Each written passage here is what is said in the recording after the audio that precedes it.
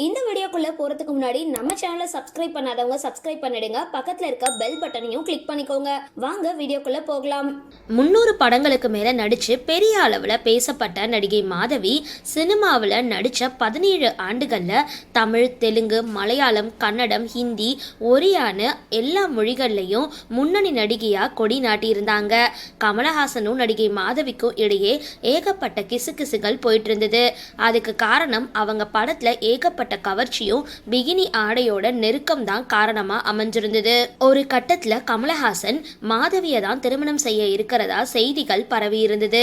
இதனால படங்கள்ல கவனம் செலுத்த முடியாம திணறி போனாங்க நடிகை மாதவி.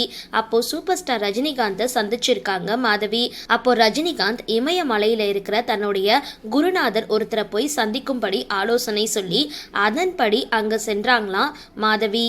அதுக்கப்புறம் அந்த குரு மாதவி கிட்ட உடனடியாக மாதவியை வெளிநாட்டில் தொழில் ஆரம்பித்து நஷ்டத்தை சந்திச்சு இமயமலைக்கு வந்த வெளிநாட்டு நபர் ஒருத்தரை திருமணம் செஞ்சுக்கணும் அப்படின்னு சொல்லியிருக்காரு.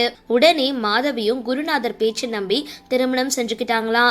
ஆனால் இந்த திருமணத்துக்கு அப்புறம் உன்னால் கிட்டத்தட்ட 30 வருடங்கள் இந்தியா பக்கமே வர முடியாது அப்படின்னு சொன்னதுனால அவங்கள திருமணம் செஞ்சுக்கிட்டு இன்னைக்கு வரைக்கும் இங்கே தலை காட்டவே இல்லையா. தற்பொழுது 3 மகள்களோட தாயா அங்கே செட்டில் ஆகிட்டாங்க மாதவி.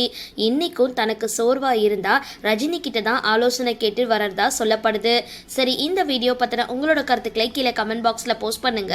வீடியோ பிடிச்சிருந்தா லைக் பண்ணுங்க, ஷேர் பண்ணுங்க, மறக்காம டிபி காபி சேனலை சப்ஸ்கிரைப் பண்ணுங்க.